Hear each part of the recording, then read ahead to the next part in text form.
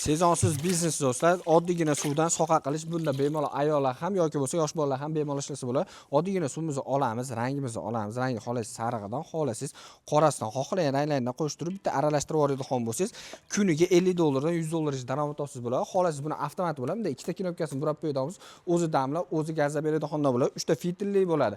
Yo, menga o'zim qilaman ruchnoy holatda deydigan bo'lsa, bunaqasini aylantirib qo'yadigan bo'lsangiz do'stlar, xohlaysiz ruchnoy, xohlaysiz avtomat bo'ladi. Bu nima deganlar bu sezonsiz biznes, ya'ni gazvada ishlab chiqarish biznesi bo'ladi. Bemalol buni lakasiz joy zo'r bo'ladigan bo'lsa, kuniga $50 dan boshlab $100 daromad qilsangiz bo'ladi. Eng asosiy 70% holatda buni ayollar o'zlari zakaz beradi. Mana shu ikkita ko'rib turganlaringlar Surxondaryoda ayol kishiga ketyapti do'stlar.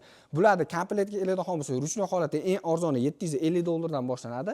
Bunaqangi holatdagilar bo'ladigan bo'lsa, $900 dan boshlab $1,500 bo'ladi.